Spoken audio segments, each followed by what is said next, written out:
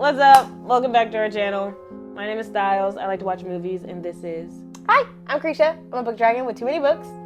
And today, we're finally going to talk about anime. Because we love anime, and we did promise in our channel description that we would talk about anime sometimes. And we just haven't gotten around to it. Mainly because I've been watching One Piece and only One Piece. I've been in the trenches. However, I'm finally caught up. Finally, all right. So now I can turn up, watch other things. Yes. So we're very excited. So this is just gonna be like a general anime update for us, not under any particular theme or. It's just chill. We're just vibing. Yeah. Just vibing out. Yeah, we're just having a good time. But we are going to keep our 3-category structure because we're going to try to be a little more strategic and less unwieldy with this particular video. And so our first category is what was a highly anticipated but yet disappointing anime that we've watched recently. And then the second one is... something that was released in 2025 or 2026 that we liked. With a caveat for me because I don't pay attention to release dates. So I'm going to say something that I discovered last year or this year. Yeah, that totally works. And then, okay, category 3 is our TBW. So what do we want to watch next? And if I do say so myself, my TBW is like stacked. I think it's going to be really good. My TBW is not. And I would love it if you guys could put in the comments, like, if you watched any on the TBW and are they worth it? Like, I really want to know because I don't want to waste my time because, quite frankly, I only have one anime that I've listed in the disappointed section, but I had like 5 or 6 that I could have talked about. Like, to be honest, all of the ones that I was highly anticipating going into the beginning of this year, like, I generally didn't like any of them. And then the couple that I have mentioned for the second category of the ones we liked from the most recent releases, like, it was a stretch. I struggled to pick them. Like, they're okay. They're fine. You know? So if I'm about to be wasting my time with some of these on my TBW, please let me know. I would just really appreciate it. It would be like a gift from you to me. So without further ado, though, we're going to get started. And Styles, why don't you kick us off with the most disappointing anime you've recently watched? Okay, this might be a hot take, but mine was Dragon Ball, the original. God, are you trying to get us canceled? It was the original when they were kids, right? When they were little. So for context, I started with I think it's Dragon Ball Z where like Vegeta shows up. You just have like a thing for Vegeta. I do. Vegeta's not in Dragon Ball. It wasn't even that because I knew he didn't show up until later, so I wasn't expecting him. It's like I was expecting baby Vegeta. He probably would have looked a mess. Oh, but it would have been cute. Anyways, but that's where I started, okay? And the first fight in that one, like, the stakes are high. I'm pretty sure Goku dies and has to be brought back to life for, the first of umpteenth times. And so, but that's where we're at, okay? Krillin's on the floor, he's beaten, bloody, right? Always getting jacked up. Piccolo's throwing Gohan, against mountainsides to get him to fly because we need him to fight because Goku's dead, right? And then, like, Prince Vegeta is coming and all his nonsense. Like, this is where I started, okay? And then I ended right after King Boo, and then I haven't watched anymore, although I heard I need to watch Super. I ain't got there yet. But I'm someone, like, I like to have, like, all the context, and so I wanted to go back, and so I was like, well, let me start with Dragon Ball, and I know folks in my family have watched it, so I was like, well, let me give it a shot. Yeah. It just, good God, it didn't do anything for me. I mean... What was wrong with it? It was, like, very, very... So... Stakes where I started. Goku's dying, fight 1. Okay? And here, Goku is building up to punch a dragon in the face. And it's not even a dragon, it's like a baby dinosaur. And that's it. That was the main thing. It was just him delivering one sucker punch. And I was like, oh, this is not for me. It started off very, very slow and I couldn't get into it. And now it's stuck on my continue watching and I can't get it to go away. And so it's kind of mocking me. What, on Netflix? In Crunchyroll. Oh, yeah, I don't know if you can remove that. I've tried. Well, I will say, as someone who has watched a decent portion of Dragon Ball, I didn't finish it.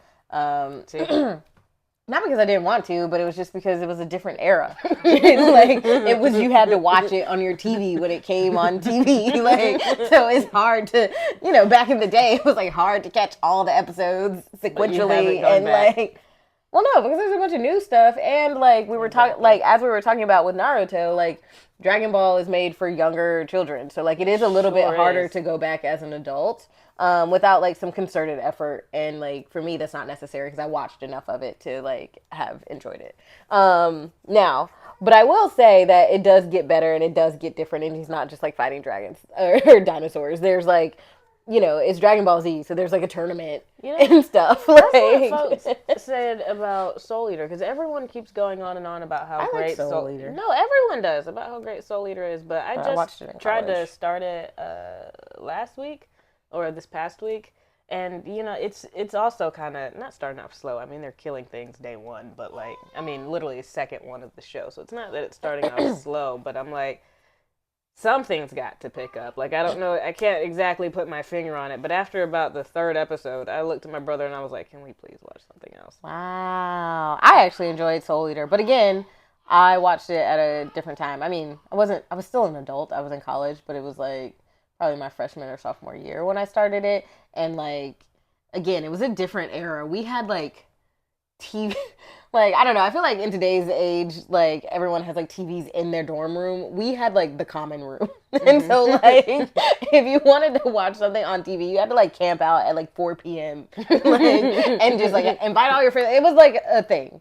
It was like a lot. And so, I was like watching TV in my room on my laptop and just streaming anime because like Netflix was still sending DVDs back then. God, I'm aging myself. You really are. And maybe that's what the problem is that the anime that I'm trying to watch is older, because I know that Fire Force is supposedly like a prequel. The same, yeah. Or the same person who wrote it. And that one, and everyone's like Soul Eater is better than Fire Force, but I was much more intrigued and like I was much more hooked and engaged in watching Fire Force. Still didn't finish it because I wanted to watch Soul Eater. That was supposedly better. Derailed everything.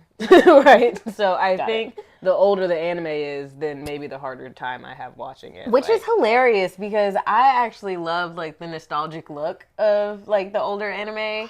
I have more trouble with like the age, like who it's developed for. Like I have more trouble with that. Like I have a lot of trouble with middle grade books, but like when they have that more retro art style, like Ranma Half and stuff like that, I like geek out over that. I love that. I don't think it's the art style that's the problem. I think it's like the way that they go about storytelling. It's like just of its era, and I'm more used to stories being told, I guess, in a different way. Because that same thing happened with One Piece when I started it. Because One Piece started in like the 90s. Yeah, I tried to start that with you multiple times. Yeah, it was difficult for me to get into it. I had to take a concerted anime night with my friends in order for me to get through it. And most of the time in the earlier arcs, I would just kind of like put it on in the background while I'm at like work. It wasn't until we got to like Whole Cake and Jesus, where the end of present day, basically. well, it's Whole Cake Wano, and then there's Egghead, and now we're in Elbath. That's the new arc that's currently. I know, but by the time you got to them, those were present. By the time I got to those, no, I didn't get caught up until Elbath. But anyways, it doesn't matter. Those arcs, that was finally when I was like, oh, I can't just have this on in the background because I'm finding that I'm trying to work and keep pausing it, and so I have to actually like pay attention and like watch this. So interesting. Like the fights, they just get more spectacular. I think the storytelling, it gets a lot more condensed. Like there's no filler anymore, and the reaction shots aren't as extreme. They're still there, but they're not as extreme in the later ones. So I really think it's just the mode. Same thing with Bleach. Like, I'm rewatching, well, I took a pause, but I'm rewatching Bleach so that I can watch the next one. And it is a struggle to get through. And I said, but I loved Bleach. I really did. Interesting. Okay. So I think that's probably what my problem is. Yeah. Okay. Interesting. Look at that. We're learning things about each other. No, it's an interesting take. Okay. Okay, so my most disappointing one, and I'm just like, honestly, I don't understand how I understand how they messed it up because I know what I don't like about it, but I'm just like, it had oh god. All right. My most disappointing anime that I was like so geeked for. Like I think I did like a YouTube short on it of like, hey, these are the ones I'm super excited about, and I talked about it for a few minutes. Is Timon's B-side.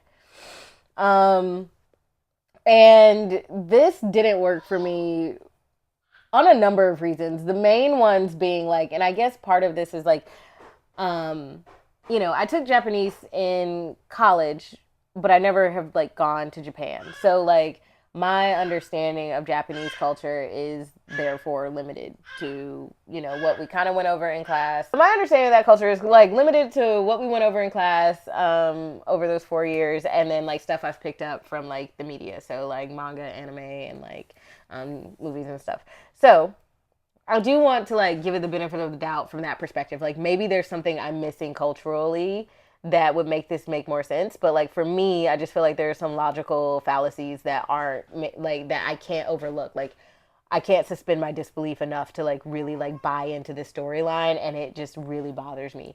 So that this anime is supposed to be about a boy band group, and its main lead character who is like immensely popular. He's got, that cult following or whatever. And there's a woman who I thought was a woman when I watched the trailer and stuff, who is one of his super fans. And she, through shenanigans and things that we'll get into very briefly in a minute, meets him in real life and realizes that his onstage persona is very different than his real life persona, and to the fact that he like is almost agoraphobic, or he might actually be agoraphobic, and he's like self-confidence is just really not there, and he's when he's doing his onstage performance, it's like very effortful for him to be like this outgoing, engaging person. But he really wants to be this pop star because he wants to bring happiness and joy to people and fans. And so he's very dedicated and committed to this, but it's really hard for him. And so in his normal life, he's like always like has a hoodie, is like zipped up, so you can only see like part of his face, and he's like in the dark in his apartment, and he's just kind of like a hermit, and he's like in a completely different way, he's basically like 4 kilo because he's just like his self-esteem is like in the garbage. And he feels like he's lying to all of his fans because in real life he doesn't embody his onstage persona. And like that's a character that I like, that I find to be interesting, and like, I was really interested and intrigued by that, partially because as I talked about in another video, Comic Party Wonder Love is one of my favorite BL mangas, and this show is not a BL, but the point being is that one of those characters is a little bit similar to Timon, but not to that complete extreme. And so because I really liked that, I liked the parallels in this anime, and I thought it was going to be really good. And so the FMC, the female lead, she basically becomes his temporary like housekeeper, so like cleaning up his house and like cooking stuff for him. It's like a part-time job or whatever. And she realizes who he is, and she like helps build him up and helps make sure he keeps up his like confidence and all this stuff. Like at times where he's like, oh my god, I just need to quit, I'm lying to everyone, blah blah blah. She's like, no, you're not lying to everyone, like we love, like you bring so much joy and happiness to fans like me, blah blah blah. And like then romance happens between their relationship by supporting each other, so I thought this was going to be amazing. And like the issue that like was really bumming me out is that, to my knowledge, he's an adult, or like old, like he's old. She's in high school. So first of all, what are you doing being a housekeeper like every day after school at this dude's house? Like you should be at home doing homework. Like I don't understand her job and why she's with him. Like so they don't give her any backstory, like yeah, she's it was on her own and needs this part-time no, job. They don't give any of that. No, she has a whole family, like a younger sibling, I'm pretty sure, or maybe an older sibling, I don't know, but I'm pretty sure she has a sibling, and then she lives with her two parents, and she goes to school every day. She doesn't need this job, except I guess maybe to like support her like fandom of wanting to like go to concerts and buy all this stuff. So like I can understand a part-time job. What I can't understand is that like it's always all the time, and also this is the job that you have, like going into like the stranger's home while he's there. And then also they don't like identify his age properly, so I don't know how old he is. So like he looks like a young adult, so now we have this 16, 17-year-old with this guy who's probably in his early to mid 20s.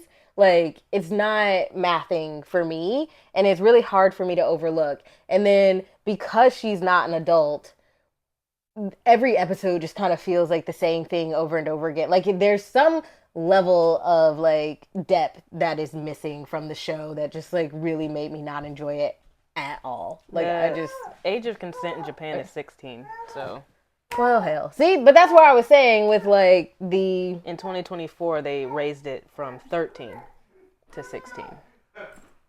oh my god. Oh my god!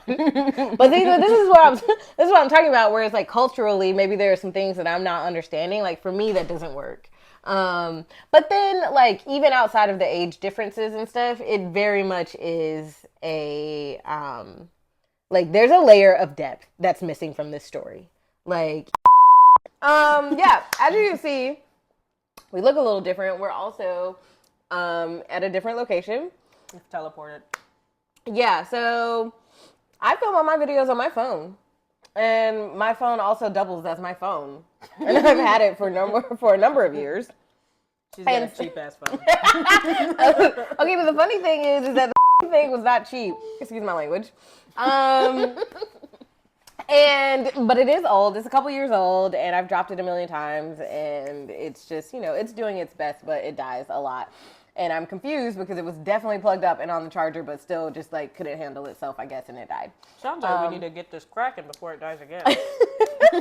So, yes, we are trying to finish this video now. Yay, we're back. Yeah, okay. All that being said, though, like in general, we both really, really like anime. We like animated television. I was actually watching someone else they were doing a video essay about, adaptations. They had some very interesting things to say, blah, blah, blah. We're not talking about that. But they did say that, like, people need to think about anime and animated content in general as just, like, another medium of, like, a TV, movie, animation. And basically, animation has, like, kind of just gotten this, like, bad rap as, like, something that's, like, childish or made for children. And if you actually reframe your thinking and understand that it's just a different medium to consume content and that the animators are artists in the same way that directors and producers of movies are artists, then you're going to have a much greater enjoyment of all animated content. But I would argue, in particular, anime, because they have like some deep, heavy themes. They can also be light. I mean, it can be anything and everything you want it to be because it's animation and it's fake and it's fiction and it's awesome. But also they can be very rich and layered is what I mean. And they can have a lot of depth and they can make you feel a lot of feelings and make you think about a lot of things about like the world at large today. And I don't know why we're talking about that, except for the fact that, like, anime is great. Yeah. The anime is great, and that, like, when we're in an anime watching mood, we will watch a lot of it. And so we want to talk about it, and have some videos about it, and just let you know, kind of talk a little bit about what our favorites are. So anyways, that's hysterical because this video started. Hopefully you make it to this part because if you didn't, midway through. Hopefully you make it to this part of the video because if you did not, then we only talked about the disappointing. then you only saw us talk about the disappointing stuff. But hopefully you've made it here, and now we're going to talk about the 2025 and or 2026 releases that we've watched that we really enjoyed or are in the process of watching. So that is category 2 as a reminder. And then category 3 is like stuff that's on our TBR or rather TBW. Mm-hmm. And there's a lot of cool ones that we want to watch. So yeah, we're going to officially dive right in. Action. So, hi, hello, welcome back to the horror. Category 2. Styles, do you want to go first or you want me to go first? I can go first. Okay. Mine will be, I think, quicker. I think I'll have a quicker spiel. You got more on here than me. 2025, 2026 release that we've liked. I will like to add the asterisk that this is not, for me, this is not a release. This is shows that I discovered in 2025 and 2026. Probably the same for me, honestly. But. And there's no guarantee that these were actually released in those years. In fact, I'm pretty sure Shangrila Frontier was not. So that's one of mine that I've recently started watching, and that one's pretty fun. It's about this dude. He plays... So basically, the entire youth of Japan at this point in time, they're gamers and they're in like VR gaming. So they all just like lay in their bedrooms with like the VR headsets, and I kind of do worry for like not necessarily their social skills because they make friends, but like they're not really making friends IRL because it's like virtual and they spend all their time. And the main character, he's like chugging energy drinks so that he can pull all-nighters to play this game. And so I am concerned about just his physical health and like his academics and his ability to function in the real world. But that all aside, the premise of the show is that he only plays trash games where there's like a bunch of bugs and glitches, and it's like just a horrible time for people to play, but he loves that content. So he plays them in order to beat the game so that he can then rage about how awful it was. And so after he's beaten this one particular game that is like the worst of the worst, this is episode 1, it's the worst of the worst, he goes back into the game store and can we just talk about like the final ending of that episode, like the game? That shit was so hilarious. What happens is, in the context of this video game that he's playing, there's basically some sort of princess, fairy princess, whatever, that is like his NPC, so non-player character, NPC character that is traveling with him the entire time. And basically everything that goes wrong on this hero's journey that he's playing is her fault. Like, she is at fault. She's causing problems. And if anything so much as like scratches her, then you lose the game. And so she gets just a minor bump, you lose the game. So you have to protect this woman as she is constantly making your life a living hell. And you cannot progress through the game. So he finally beats the final boss of this game. And she's like, and it's like on this cliff, and she's like standing there, and she's basically like, "Yay, congratulations!" And then he literally like flying sidekicks her into the earth, and spends like 10 full minutes, real time, wailing on this, beating the absolute crap out of her because he is so upset. And also, that's like one of the things that's like wrong with this game is that like there's a glitch at the end. Where like it doesn't just like roll credits and ends, but there's like this moment in time where you're just like in the world. 10-minute window. And he's been playing this entire game waiting for this 10 minutes. Yes. So he can just body this girl. Like, it is tragic and like hysterical because of course the animation, like I can't remember exactly because I watched this a while ago, but I feel like they over exaggerated like when he first hit her, you know, like they'll go into slow-mo of like the foot like you see the taste come out of this girl's mouth. Because he just absolutely wrecks her. It's egregious. But like, yeah, it's justified because she's like the worst character. And if any of y'all have ever played any kind of video games and like you know those NPCs, then like you understand his rage. And so he goes back to the actual game store. This is IRL to buy a new trash game, and he's like ranting about in real life, right. Right. He's like ranting about this game. And so he's trying to buy the next one, but there isn't one that's been released. So the lady that works the game store, she goes, "Well, why don't you play Shangrila Frontier? Like, play an actual good game. Right. Like, and enjoy yourself in a different way." Is like the leading game or whatever. So this is like everybody is playing it. Everybody's playing it, and it's from like a major company, so there aren't any like bugs or glitches or anything. So he gets in there and he starts playing it, and he goes, he basically becomes an overpowered character because he's perfected playing trash games. Yes. That he is now too good. For the good game because it's basically too easy. He's like kind of playing on easy mode now since he's been playing because everything works. Hard mode. Right. Everything works the way everything functions the way.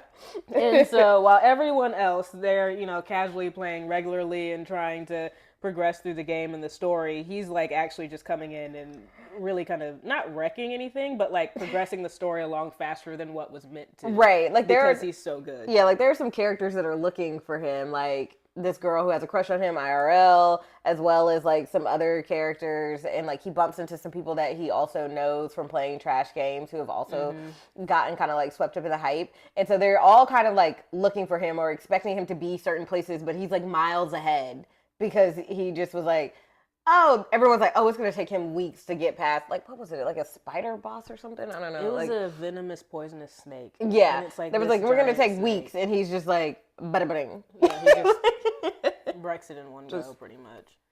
Learns how to defeat it and just does it. So he's basically It's like hysterical. low key the god of this game, and he's like unlocking hidden quests that like Yeah. aren't like the actual game developers. Him and these two people, that his friends from the other games.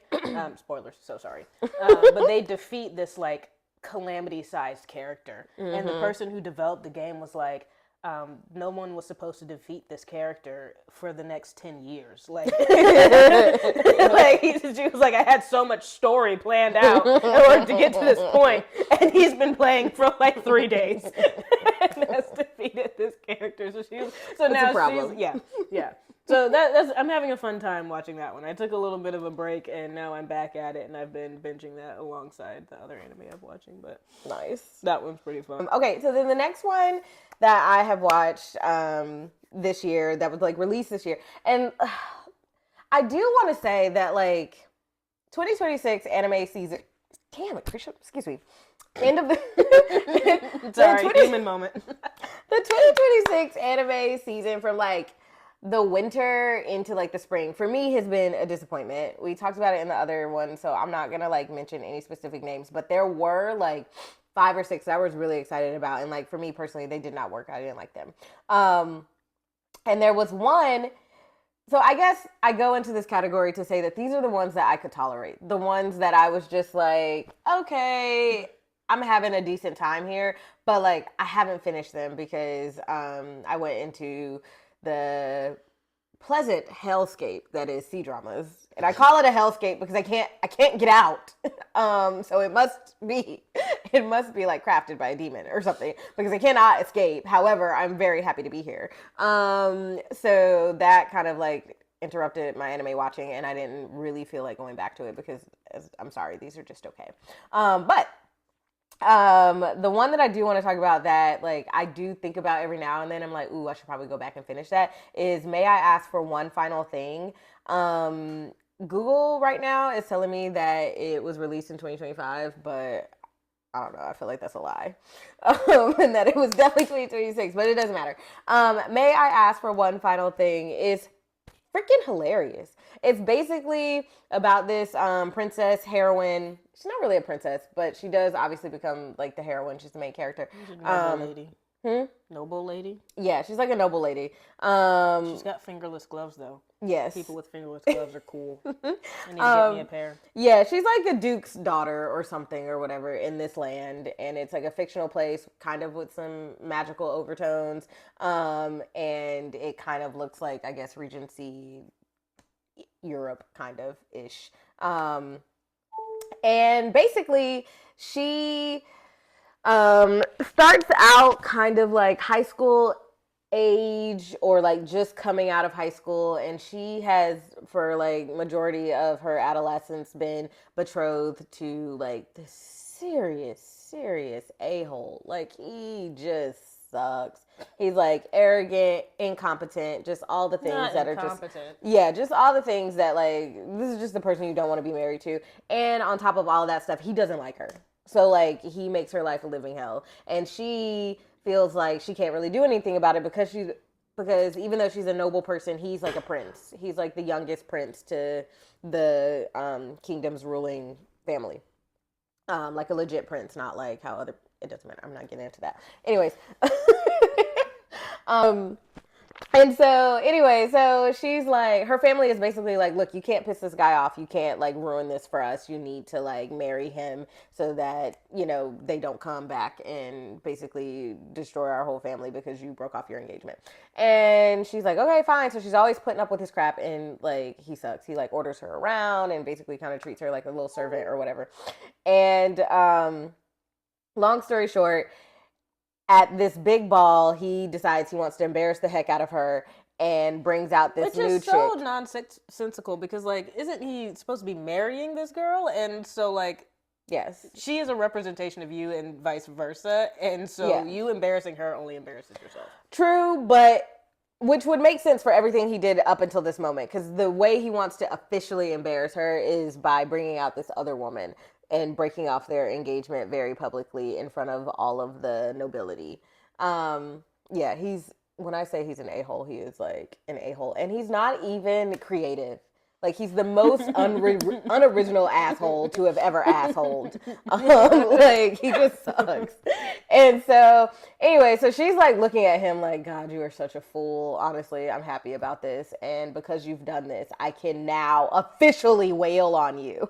Like, because that's what's the beauty of this girl and this show in general, is that prior to getting engaged to him, she has an older brother who basically has like stomach ulcers because she because she stresses him out so much. Because prior to getting engaged, anybody who like pissed her off or just did something that she didn't like, or like did something that was like unjust, she would just like punch the crap out of them and like just wreck them, like body them, like One Punch Man basically. Like just like she would just lay them out, and her brother is like, stop it, please, what are you doing? No, you can't do that. He's like a minor official, whatever. Like, and she's like, I don't care. And she's like stomping this man into the ground. And so now that their engagement is off, this guy does not know that he has unleashed this ogre, basically. And like, and she starts wailing on him and literally everyone else in the party, because he invited all of his favorite people who are also assholes, who have been assholes to her, who like have slaves and just like are terrible, corrupt, like noblemen or whatever. And she decimates all of them. The entire room is like done for. Comeuppance. And she's like, oh, I feel so much better now. And like, and so it's just a really fun show to watch, because like this is the same reason I like Kill Bill. I like to see women like getting their just revenge and also just being baddies and like dropping that elbow on people. Like, I love it, and it's so much fun. And then the other thing that I really love about the show, it has like a completely other aspect to it that I really love, is that there's like a big ass troll in this show. Not an actual like under the bridge troll, but just like someone who is trolling her all the time, which happens to be the love interest. Well, yes, he will become the love interest probably. Right now, she's kind of just like, I don't want to be with anybody. And also, like, she can't tell that he has a crush on her. And he also, I don't think, realizes he has a crush on her. He just always knew that she was like this and was, like, waiting for her to, like, show her true colors and, like, be true to herself. So he really likes that. And so he's really happy that she's done this. He said, step on me. Well, no, he doesn't want the abuse, but he doesn't want her to be walked all over by other people. And that happens to be her ex-fiance's older brother. So the actual crown prince is like, and so he's constantly like aggravating her and basically just like pulling her pigtails. And like there's a slow, my guess, and kind of where I'm getting into the show, where he's starting to realize like, oh, maybe I actually really, really like her. And she like kind of thinks like maybe he does, but my then kid she's like, brother is a menace and you just put him in his place, and I haven't been more attracted to you in my entire life. Pretty much. And like, again, step on me. And they're and they're also like kind of cutely competitive with each other, and also trying to like low-key save the realm together.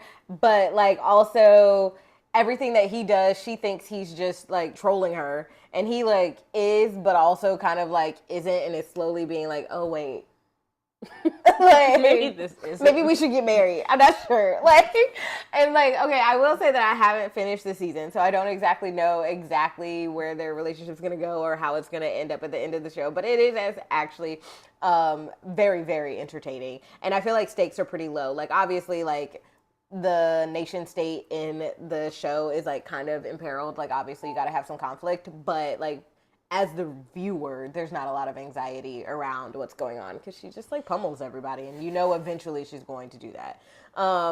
It's like the slime where the stakes are.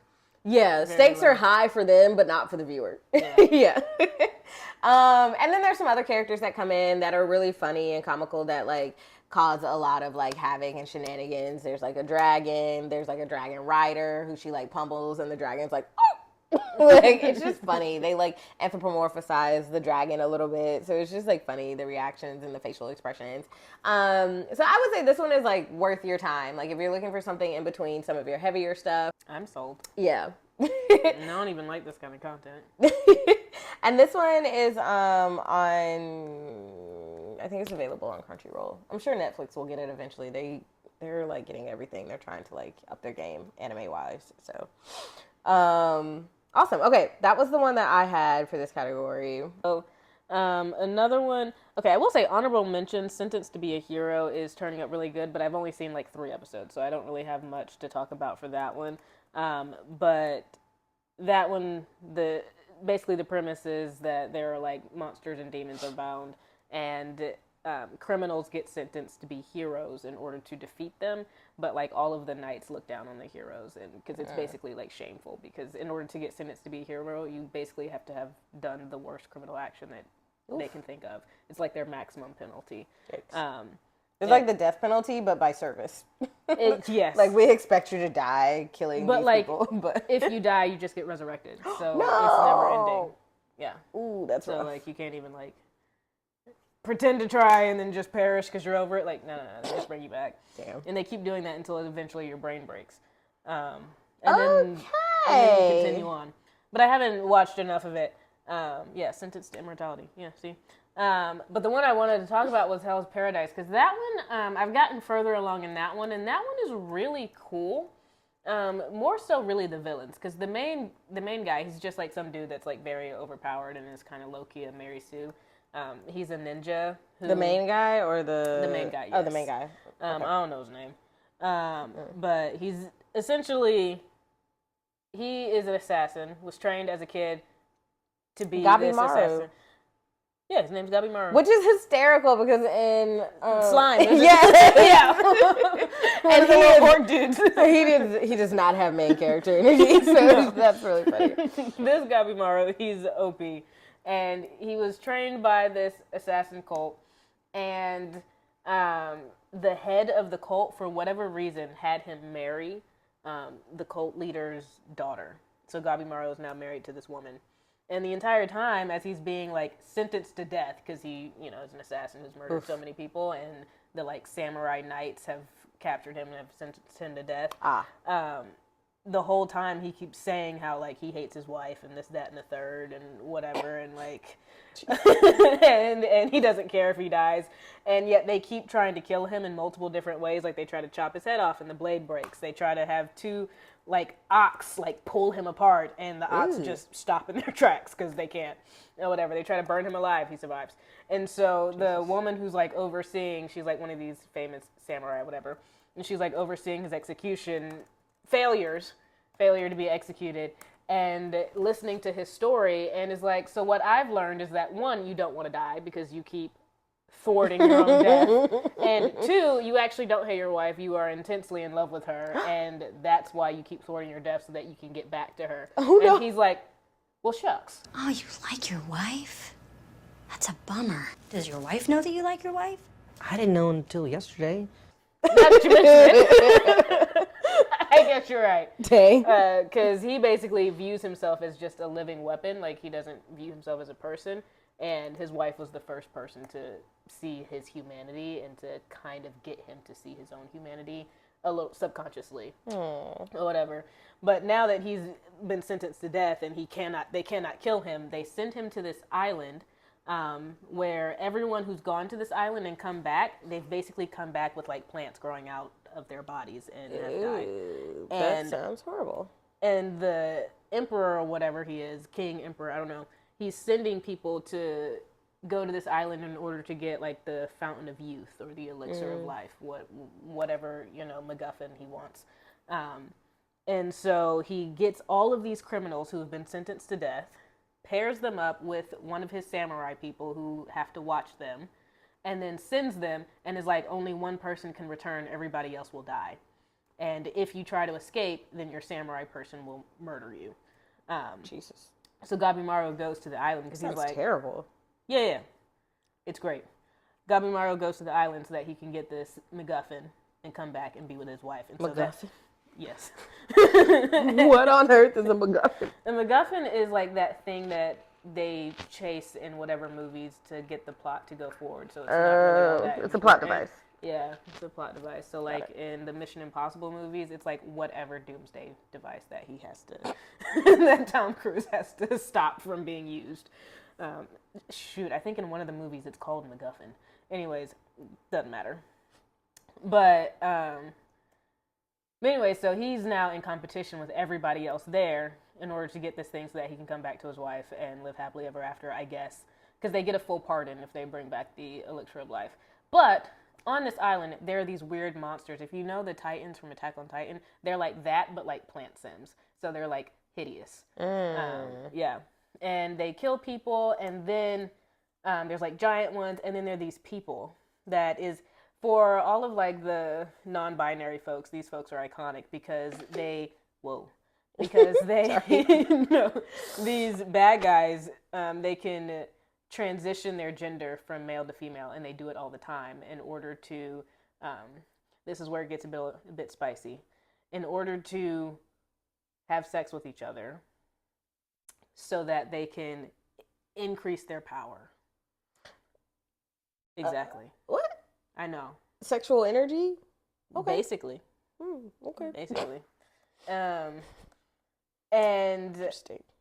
in order to survive on this island, everyone has to learn how to use this power, but in their own way. Only the bad guys are out here being freaky with it. And switching their genders back and forth in order to see, which is more exciting, I guess. But Garby Mario, he's just like, I can just do this because he's OP and just learns how to do it. But he's pretty cool. There's this other character who kind of reminds me of Bakugo from My Hero Academia, so obviously he's my favorite character because Bakugo's my favorite. He's pretty cool, he's crazy and iconic, and his whole shtick is to just get more and more powerful in order to protect his younger brother, because they've basically been homeless their entire lives, and so that's fun. But his older brother is actually one of the samurai. Plot twist. The samurai that's sent to kill. Wait, the younger brother wants to get strong to... Oh, the younger brother is one of the samurai. Oh, so he doesn't know his brother's on the island?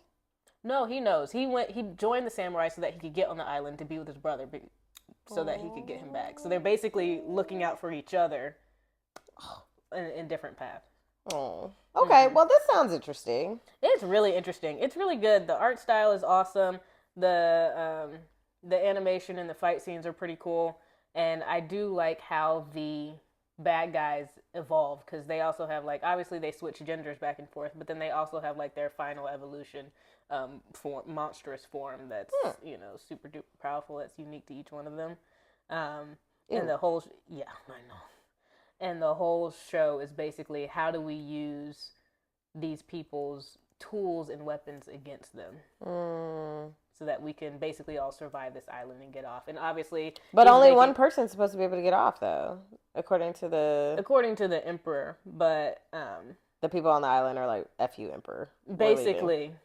because his thing is like an edict, not a like function of the island. Exactly. Okay. He's only going to give a pardon to one person. I see. So all the other ones are like, we're just going to try and escape. Yeah, we're going to mind our own business. Yeah. And convince the samurai sent to watch us not to kill us. We got to pretend that we got to befriend the... Interesting. So how come the samurai also don't turn into like plant people? If the main bad guys, if they get a hold of you, they basically plant the seeds into you. So they let their people get planted, but then they don't like... That's messed up. The samurai could help them not get all toxified. Well, it was samurai that was coming back, planted. So then the emperor sent criminals instead. So at first he sent samurai. I know, but that's what I'm saying, though. Like, now that you sent the criminals, you also send their little samurai counterparts who, for some reason, are not becoming plant animals. So, like, you see somebody, I'm about to get effed up and get planted with some seeds. Why don't you come help me out? Like, I don't know. I don't like these, like, oh, I'm just, like, just an observer, like, type people. Like, get out of here. We're in this together. It's a wild time. Yeah. Well, that sounds cool. I might actually check that one out. That one was actually on my like TBR list at one point, and then I kind of like forgot about it. So like, thank you for bringing that one back to the fore. Cool. Okay. Well then, category 3. because I don't want to talk about the other one I had on the list. Just so you guys know, it was a Gentle Noble's vacation recommendation, and like I liked it, but like don't care. Like it's not worth talking about. The title's too long, anyways. Some anime titles are absolutely ridiculous. I'm like, why is this a paragraph for the title? Like, can we not? I feel like it was like I feel like it started with like someone just like not trying to be creative, and was just like, this show is about, Like, and made it the title, and then other people started doing it ironically, I feel like, and now it's just like become a thing, and it's like, please. Can we try again? Because what am I supposed to call this? You know, like, how do I truncate this? Right. It's like anime title. I went to school on Tuesday and tripped into a new dimension, and now I am a slime. Literally. Why is that the title? Literally. You can Like, why is your title a compound sentence? Why is there a conjunction in there? My God. Jesus. Oh my God. Okay, category 3, TBW. So like, what are the ones that we really want to watch? And I'm actually super excited about these. Some of these are actually, depending on when I actually get this video edited and out, are like coming out now. So I'm like really excited. And the first one I have on my list is Mao, M-A-O. And it's by the same creators who did Inuyasha. Wow. Yes. So. Oh, clearly, yeah. Yeah, like the That's art. Inuyasha's face. Yes. The art style is going to be very recognizable, and probably some of the plot devices as well, because there's like a young girl from present day who like gets pulled back into time, and she kind of gets rescued by this slightly grumpy person. Except the only thing that's different is she teams up with an exorcist as opposed to like a demon, and then they fight supernatural threats, and then there's also some sort of like mysterious connection between them, and there's like a powerful sword, there's also some curses, so very reminiscent of the plot points of Inuyasha. So I imagine broke, don't fix it. Right, exactly. I imagine. Well, also it's like for the people who watch Inuyasha, a lot of them are like kind of our age, like 30s, 20s, whatever. Like I don't know, 20s might be a little bit young, but mostly like closer to like 30s. You're the upper 20s. I am. you're on. I am. You're closer to 30 than 20 at this point. 30's the new 20. Don't let anybody tell you any different. Oh my God. Honestly, 20 is overrated. All that being said, I'm super excited about this because I actually loved Inuyasha from start to finish. There were some like aggravating things with Kagome. She was kind of annoying. But for the most part, That's crazy. I thought Kagome was all right. It was Kikyo I couldn't stand. Well, Kiko, I didn't like her because she kept coming in and interrupting stuff, and like I am like just I be care, dead. like I care about the main characters. Therefore, I typically care about the main characters' like romance. And so, like, I didn't like that Kikyo kept coming up and disturbing that. But to her defense, she didn't want to be there. She was dead. She was very bitter. Somebody messed around and brought her spirit back, but she was about to go back to, like, being dead. And Inuyasha, she was like, don't call my name, you'll anchor me here. And obviously she couldn't hear him saying that. And he, of course, was like, Kikyo, because he's, like, hopelessly in love with her. And then she came back, and now she's like, but I have to kill you because I have this jewel shard or whatever. I can't remember why, but like long story short, they became enemies, and he's like, no. It was really sad. And then Kagome's off on the side, and she's just like, what do I do with this? What do I do with this? So anyways, I loved Inuyasha. So I'm very excited about Mao because you know, there's something to be said about being in that type of world, that type of space where it's like even more high fantasy. And what I like about it too is that it's not isekai. I mean, it kind of is because she comes from modern day to the back to the past, but it feels a little bit different. It's like more of a classic kind of isekai compared to like what they keep doing now. Like, God, if I see one more brand new anime where somebody like died and now they're in a new world, or they get sucked into a book or a video game or whatever, like, it's not that they're not interested. It's interesting. It's just that like it gets very repetitive. Yeah, they've done it and done it and done it and done it. Like every third new anime that's coming out is like something they've just like slapdashed put together. So like they're also not putting a lot of effort into like the animation style or honestly the storyline itself. It's like very usually with thin those surface level. The person who goes back usually has to pretend like they're of that time. Yeah. Whereas I'm sure this one, if it follows the same as Inuyasha, and Kagome, she just was straight up, I am very much from the present. Right. And she would bring, like, her bike and, like, her backpack Well, with she her cracked instant me up. noodles. Because she was always like trying to get back to do her homework. Right, Like, because she had exams. I don't know why they didn't just pull her out of school and homeschool her at that point.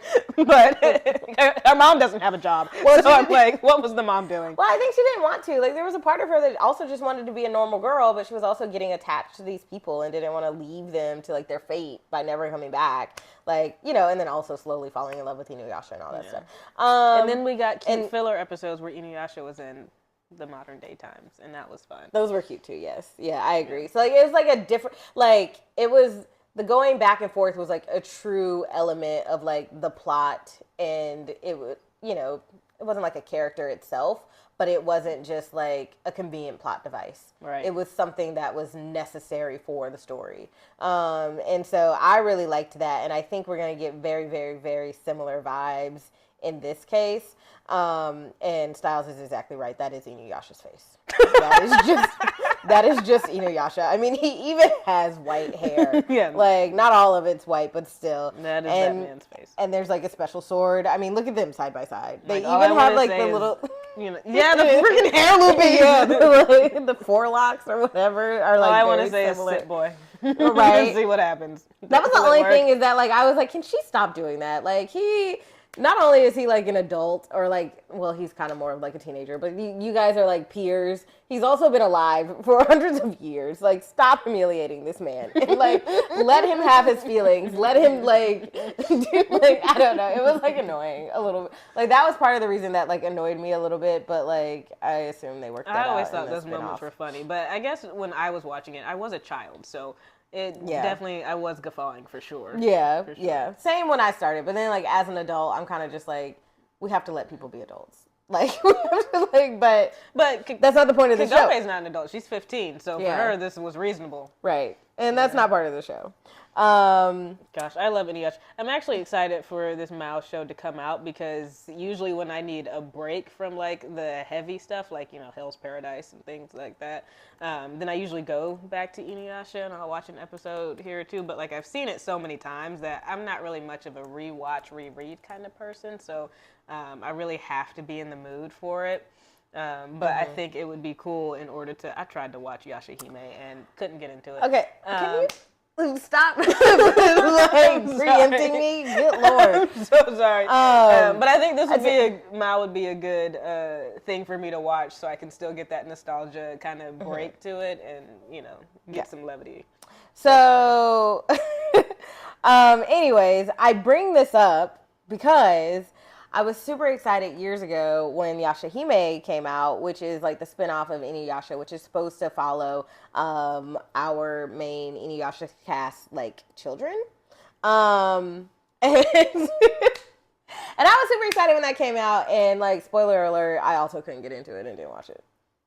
I sure tried to. I gave it an effort, and I couldn't get two crap. I don't know why, and I think some of this isn't so much like the show's fault because I don't remember enough of it, and I didn't watch enough of it to give it like a fair critique. But I will say some of it I think is just like a personal thing for me that, like, if I've followed a cast of characters for a really long time and then we have to move on to like their descendants or whatever, sometimes that can be a little bit tough for me because, like, I don't like I'm so attached to the original cast that when their descendants have like critiques of them, like, it's like you weren't even there. You don't even know. Right. We have been there since day one. Especially when they're like children, and so they don't know like all the sacrifices and trials and shit that their parents went through. Yes. Absolute fools.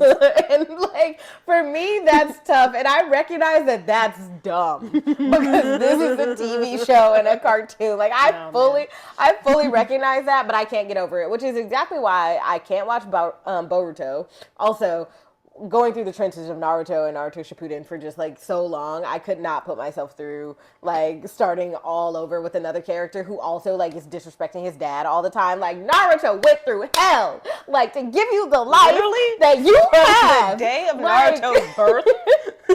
Like, sir, you have so much milk on your tongue, you can't even talk about your dad. I don't even want to hear about it. Literally, from the day he was born, he was holding back a calamity level demon that was going to destroy the world, and you think you could come in here and talk shit about my mans? No. You just literally like, weren't there. Yeah, like, You I weren't even a cannot. thought. I cannot. So I won't watch Boruto. I had a little bit of trouble with Yashahime, I think for just like a similar reason, and that's also why I didn't watch, couldn't really get into the spinoff after the Kushio's Avatar, where it followed the main people, but then like another one, it starts to follow this other character that you'll see once you finally get to the third one, but it's like the next generation, and I just like could not be bothered. Casey said it was good, but I just was like, I can't with this guy. So I think the only saving grace that when I was watching Yashahime was that there was a lot of mystery around whose parents is whose. Like, you can obviously guess based on their looks. Like, this has got to be Sesshomaru's kid, and that's obviously got to be Inuyasha's kid. Right. Or whatever. So, like, you can kind of tell based on their looks. But it was, I also was having some trouble because it was kind of making it seem almost like back and forth. Like, Right. It was like, is it really? Like, Yeah. are these folks siblings or not? Like, what's Yeah. going on? And then also, where are they? You know? Because Right. this kid is basically a feral child who's by themselves, and they're like 7. So I'm Yeah. like, where's Inuyasha and Kagome? Like, Yeah. what's happening? And So turns out they got trapped into a pearl again.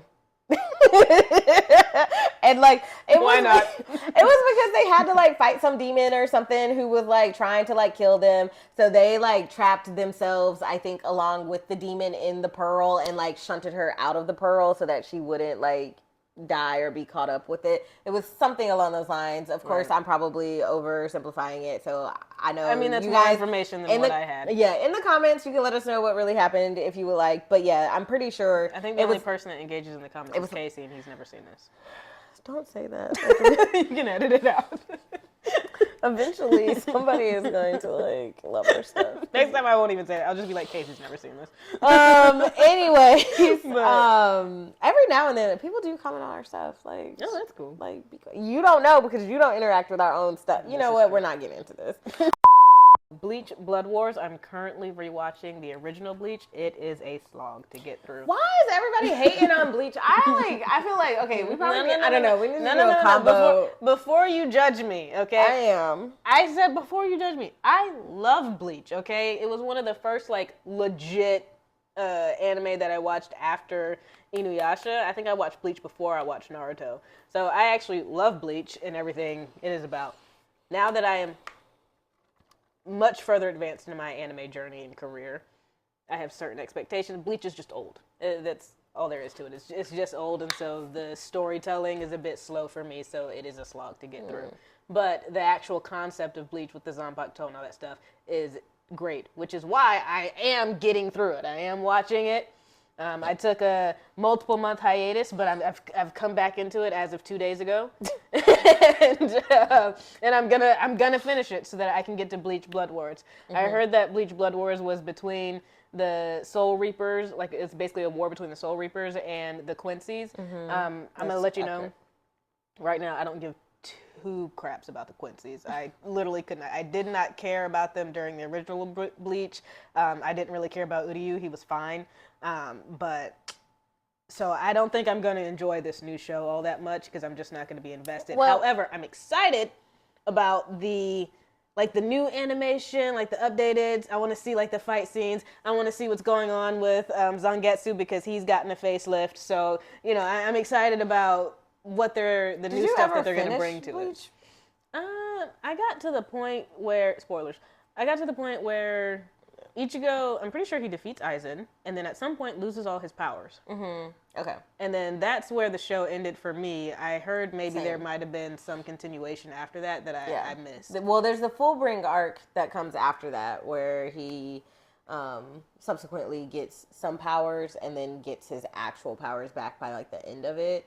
Yeah, I did hear about that. I didn't watch it. So Yeah. hopefully. Yeah, I haven't watched the Fullbringer arc either, which I feel like you probably need to because I think it's probably relevant probably to the Blood War saga, but Blood Wars rather. But Yeah, I'm super excited about that one too. I also haven't watched it. And funnily enough, it's obviously coming out on Hulu, and then I canceled my Hulu and was like, no, what have I done? So maybe It's we on can. Hulu now. Huh? I said it's on Hulu now. I know, that's what I'm saying. And so maybe we can watch it together once you've caught up or whatever. But I'm super excited about it too. And I will say, as far as the Quincy's go, like, it is technically like a war between them because they've like hated each other forever. But like, one of the things that I heard about it that I think is just going to be like super interesting, and it's because Ichigo is a Mary Sue, we get to kind of fully understand like why he's a Mary Sue and like why he's like ridiculously OP and why his family is like what the shit, because his family is like one of the actual like noble classes of Shinigami. Like his dad, like Ichigo's dad's side. Right, but like how Rukia's brother is a noble. Yes, correct. Okay. And Ichigo's family, I think, is actually stronger / older than the Kuchikis. Obviously. Yes. Because like, Ichigo's married too. Yes. And so, like, I'm very interested in getting a lot more of that information and a lot more of that background. And also, we love a lore drop. I'm so ready. Well, and then there's also a lot of lore about his mom. I'm not going to say any more about that, but, like, his mom is also just not a normal human. I'm sure she isn't. Her so, hair's like, orange. Well, so is Orihime's. She's normal for the most part. She's not normal. I mean, no, she's not. But she's mostly normal. She's not like the other ones. She's not like the other girls. She's not like other girls. Her hairpins come alive. But anyways, yeah, so I'm super excited about that one too. I think that's going to be good. Cool. Okay. Well, I'm going to, oh my gosh, these are going to be so cool. I'm so excited. I'm going to try to like go fast through these because I just like, I'm so geeked for these. I cannot wait for them to come out. And I think some of them are already coming out. I really just need to like spend some time focused on anime and like actually watch them because like y'all, I'm so excited. I get it. Like, well, once you get out of the hellscape that is the C dramas, then maybe. Honestly, I need to just like cancel my Viki account for a while so that I can't watch them. Wait, don't do that. You were going to give it to me. Well, yeah, but you also need to catch up on your anime, so maybe we'll cancel it and then. I am watching my anime, okay? I'm in the midst of Shippuden. I just picked back up Bleach. I'm still watching One Piece. That's still ongoing, okay? Like, what do you mean I need to catch up? Okay. I am still in the trenches. Okay, all right, okay. That's fair. Okay, all right. Well, the next one. Slander. Okay, the next one that I want to watch that I'm super excited about is Akane Banashi. And I am super hyped about this. So if you like things like Hikaru no Go, or even if you like, in general, just like sports anime, this is going to kind of fit within that realm, even though it has nothing to do with sports. I can just kind of tell by like watching some of the trailers and things that it's going to follow like kind of a similar formula as what you might expect from like a sport anime, as far as like training montages, then the game or the event, another training montage, people come in and out, character development, friends, whatever, and then you continue on like that. Like, I think the formula is going to be very similar, and I think the closest analogy I can get to it is like Hikaru no Go, because that was the one that I like I binged that in college and like loved it. And I've kind of actually been looking for something that has similar vibes, but Akane Banashi is basically about a girl who wants to become a top rank Rakugo. And I'll put like a little definition on screen because I'm probably going to butcher the hell out of this. But when I actually took Japanese in college and they made us do a unit on this, and I was terrible because I'm not an actress, y'all. Okay. But it's basically someone who goes up and does like a one person, theater show. Like, so they're basically telling a story. It's honestly like a really cool, like cool Japanese, like oral storytelling tradition. And, oftentimes it's over the radio, and it's one person who is really, really good at like changing their voice and throwing their voice and like making you get really deeply immersed into a story that has a ton of cast of characters, but it's just one person. And they just kind of like, if you see the show like in person, like not over the radio, they're just sitting like on a pillow. They're like kneeling on a pillow on a stage by themselves with a microphone.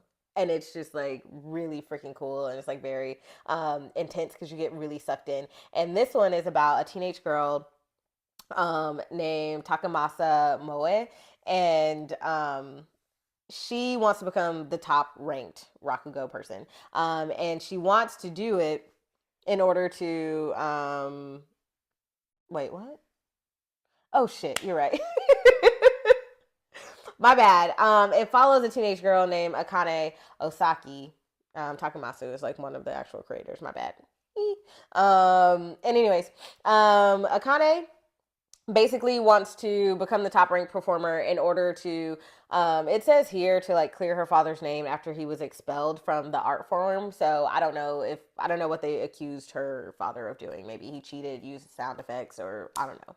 I don't know how you cheat. Yeah, I don't know how you cheat at this, but like for whatever reason, he's on the outs. And she basically wants to clear his name and say like my dad was a genius and he was the best there ever was, and I'm gonna prove that by probably, and my guess is like continuing on in his particular form or style or something. I don't know. I haven't seen this and I didn't read the manga, but I'm very excited about it. Because I think it's gonna be really good. It's just gonna have like some really nostalgic vibes for me. I saw something. I don't know if this is true or not because I need to like look it up. But I saw something that said that this was actually gonna be released on YouTube episodically rather than like Crunchyroll or Netflix or something. So like if you don't have any of those platforms or whatever, this might be one that you could watch really easily off on YouTube for free, which I think will be really cool if that's true.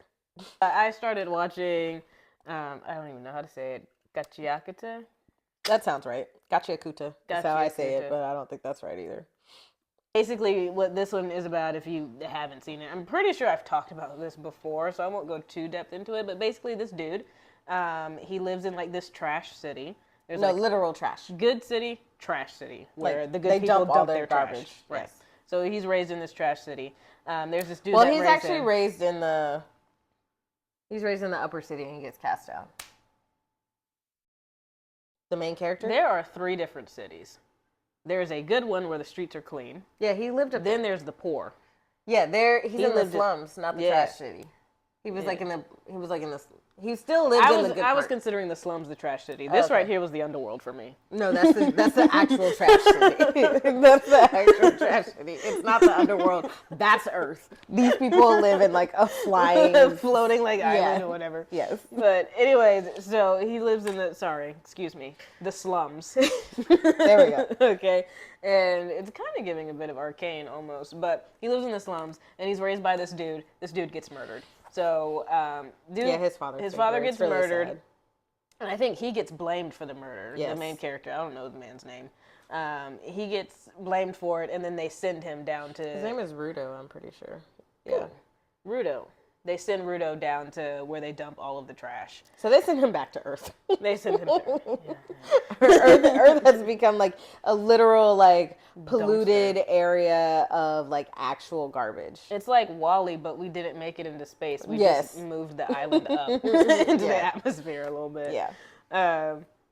Anyway, so he gets thrown down there and he gets attacked, and then he's got these gloves that he cherished for whatever reason. I think he's got maybe like scars on his hand or something and the gloves they were given to him by his dad. Yeah, but he like his father's for your dad. And he gave them to him because there's something going on with his hands, and he was covering them up, I'm pretty sure.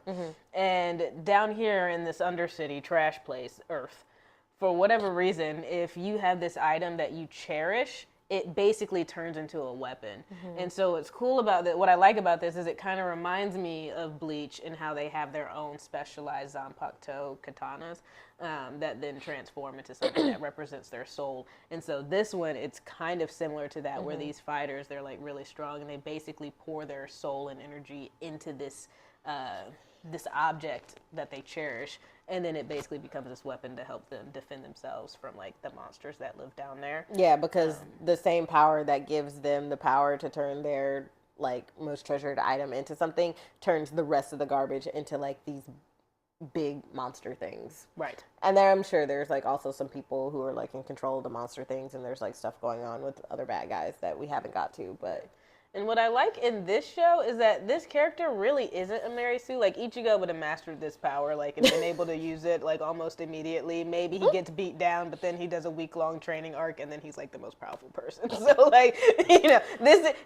Rudo is not Ichigo. He actually kind of sucks.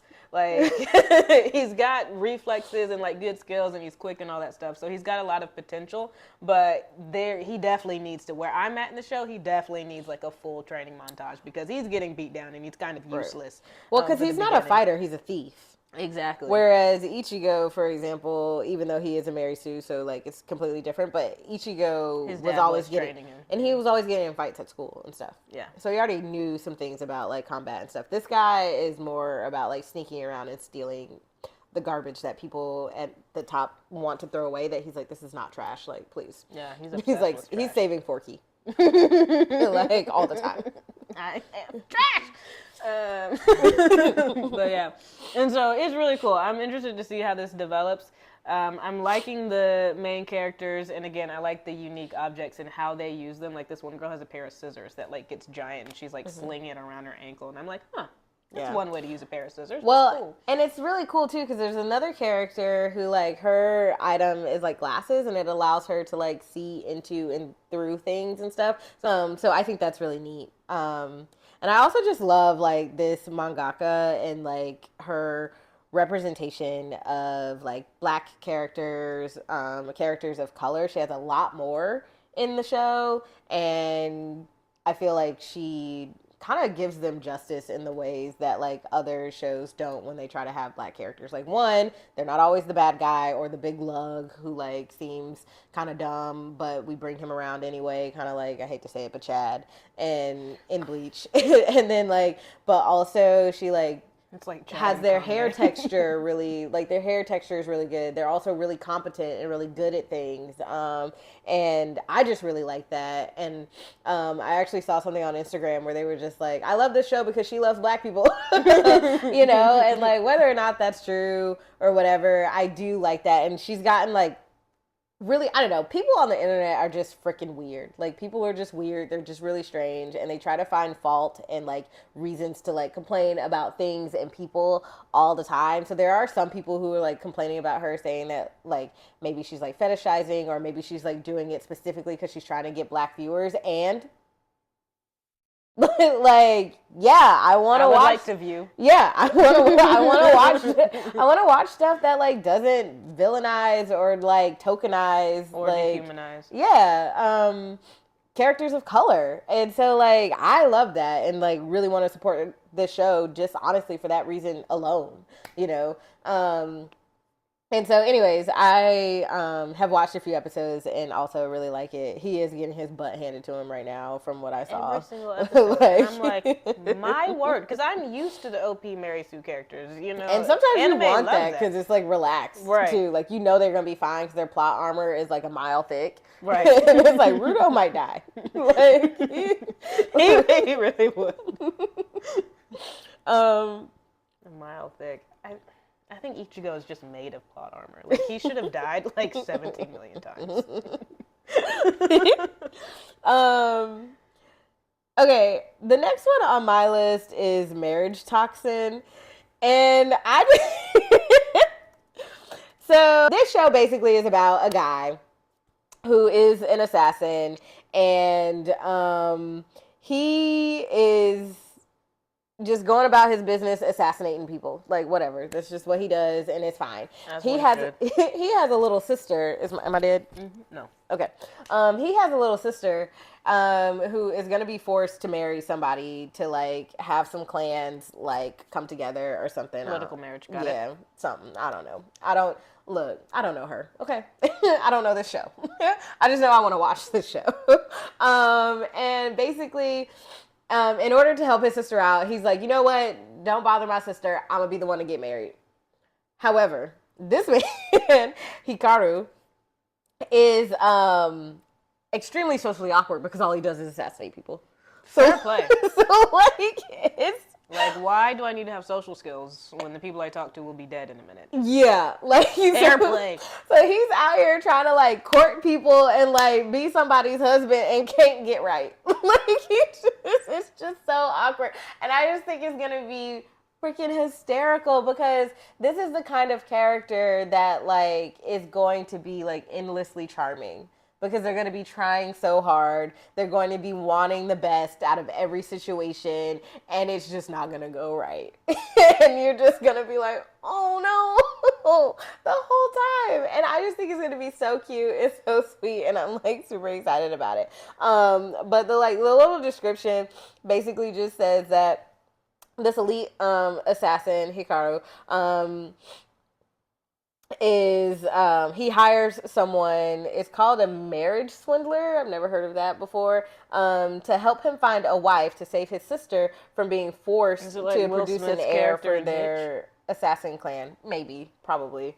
And it says this series blends action, comedy, and romance, subverting shonen tropes by exploring themes of consent and masculinity through the unlikely duo's toughest mission to find the ultimate marriage. And then the adaptation it's been adapted for like this year for 2026. So all the trailers I've seen for it have me literally laid out laughing, and I just think it's going to be really funny. I'm going to go out on a limb here and say that him and the marriage swindler probably get together at the end. Yeah, that would be my guess, but you know, that would be my guess. Cool. I've seen the show now. Wow. We could be wrong though. You know, it's supposed to subvert common tropes, in which case they might not get together. That's not even a trope. That's a plot point. I guess so. Subverted the plot. How did you do that? Okay. So then the next one that I wanted to talk about very briefly, because I know even less about the premise of this show, is Go For It Nakamura-Kun.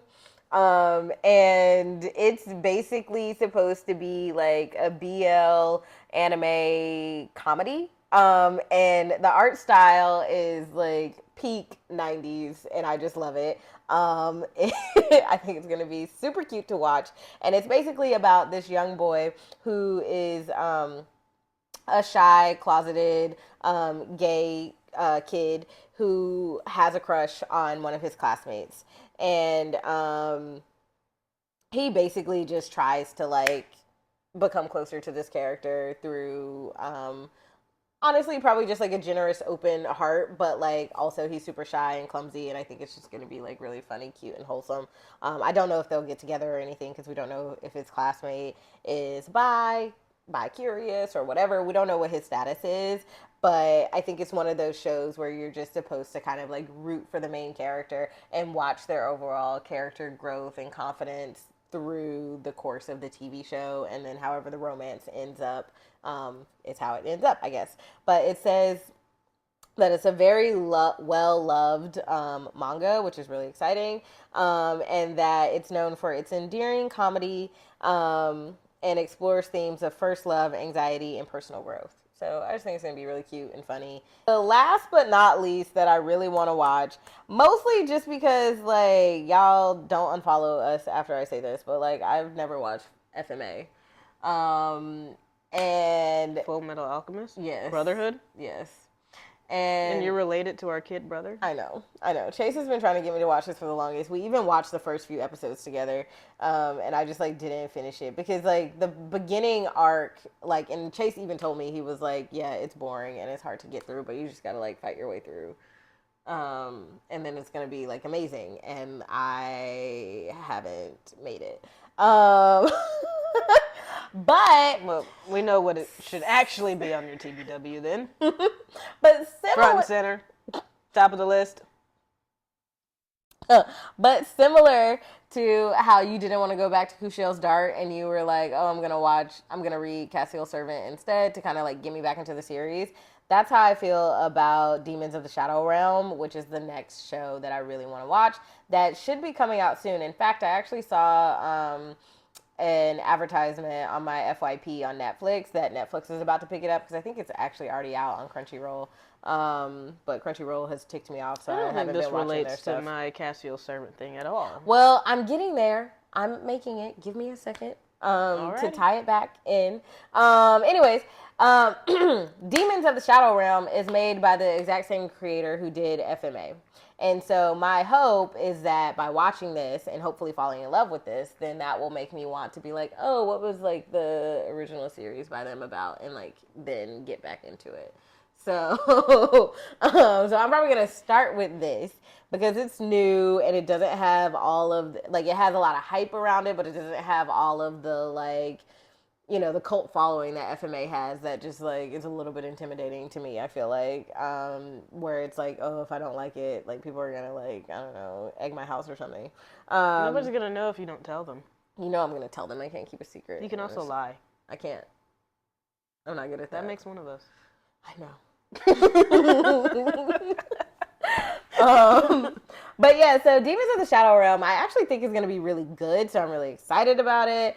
And again, it's by the same person who did FMA, and it's about twin siblings who are separated either at birth or as young kids. I don't know. Hell, it could be they were separated last Tuesday. I'm not sure, but they are separated and they're thrust into a world of supernatural beings. Which is like demon or spirits that appear in pairs. And it follows one of the brothers as he discovers his powers to command his own Sugai. That's the demon spirits that come in pairs, I guess, or whatever. And he unravels a conspiracy that involves his twin and some prophecies and other various factions in the world. And it's supposed to be like a blending of like feudal and modern times. And exploring themes of duality with the focus on world building, mystery, and a unique power system. So, I mean, all the things that I love in a fantasy, like unique world building. I also am really starting to dig fantasies with like a more urban fantasy setting / slightly modern day. I've been reading Jade Legacy right now, and it's been like really refreshing setting wise. So I'm hoping with the blend of modern Japan and feudal Japan that this will be kind of similar. And also, I really like really close knit relationships that don't necessarily have to be romantic. So the fact that there are twins, I'm hoping they don't get pit against each other and that they come together and like have a strong bond. But like the brotherhood aspect of it, I really hope comes through strong in this, especially given that the first FMA is all about those two brothers and, you know, wanting to like bring their mother back to life, and that's how they get in this predicament to begin with, and now they're just trying to like make it out together. Like I'm hoping that this has like similar vibes because that's actually a trope that I really really like, and as a dynamic that I really love watching. So I'm super excited about this one. That was the last one that I had. The other one is more just like an honorable mention for Hat Atelier. Because apparently it's supposed to have like the best animation style of all new releases of 2026. I did actually watch episode 1, and I can concur that like the anime style is ridiculous. Like it is extremely pretty on screen, and like it's kind of worth watching just for that. Premise wise, also there's another super OP baddie with white hair. So like if you like white haired anime baddies, like this will be a good one for you to watch, right? So this will be a good one for you to watch. And premise wise, it basically anybody can be a witch if you basically you know how to write and you can find the spells. You write the spell out, and then with some special ink, I'm pretty sure, and then like the magic will happen. But people don't know that, so there aren't a lot of witches around, and they can like do amazing things, and people are like, oh yay, great witches. Oh, actually no, I'm scared of witches, whatever. And like this one girl really really wants to be a witch. And she's like, oh, I can't, it doesn't work, I'm not magic or whatever. But then she accidentally figured out that she is magic. She does a bad spell that like kind of either kills her mom or like has her or like has her in like suspended animation in like a block of like magical ice or something. And like I think her whole goal is to train with this top witch, the guy who ultimately ends up saving her, along with 2 other young girls, to basically become strong enough to like save her mom and also get back at whatever like cult bad people that's sending out these horrible spells and getting unsuspecting people to do them and cause a lot of havoc and stuff. So I think it's going to kind of be about that, but mostly I'm watching it for the art style, honestly. Hopefully the story and plot line will also keep up with that. So that was my honorable mention. That was a good mention. It was also on my list, but I knew not a single thing about it. Styles be like, they definitely be skimping on their homework and not like actually doing the research. Well, because I don't want spoilers, so I don't want to know anything about this show before I actually get into it and start watching it. So really, my homework should be watch episode 1. There we go. Yeah. Because I don't want to watch any trailers. I don't want to read any synopses. Like, I basically just look at the picture and then read the title and be like, oh, sounds interesting. Let me add it to my list. Okay. Well, that's not going to work for like an anime with a real title like Witch Hat Atelier or Gachiakuta. It'll work for the titles we talked about before of like, I died on Tuesday and tripped into a different world and now I'm a cactus. It was slime, but like it'll probably work for that, you know. Like you need a new process. My process works. I like it. I see the picture. It looks cool. You know. The title that I was actually referring to was "Sentenced to be a Hero." Like, what does that mean? What do you mean you were sentenced to be a hero? That's but wild. Meanwhile, you want to like a show like Mao? I guess you would just like glance over it then. Oh, absolutely, would skip that. So. Yeah. See, your process needs more process. Okay, but it kind of works because then you just told me about it. So yeah, but what if it wasn't on my list? Then neither of us would know. No, I mean I would know. I just wouldn't have talked about it in this video, so then you wouldn't know. But you probably would have told me at some point. You'd have been like, "Oh my God, this was written by the same folks that did Inuyasha, so you should check this out." Yeah, honestly, yes. Yeah, I'm not really concerned about missing anything. Well, what are you gonna do if I get abducted by aliens one day? I guess I have to go after you, so I'm not gonna have That's what I was gonna say. I was like, I'm not gonna have time to watch it today. Save me. Oh my God! All right, we got to go. This is like devolving into some nonsense. Lord have mercy. Thank y'all so much for visiting us in the horror. Please leave us some comments at the bottom if there's something you want to watch or something you have watched on our list that you like, or if there's something that you're like, look, really need to watch this based on like the stuff that we said that we will like. Like, let us know. Help us out here, please. Peace.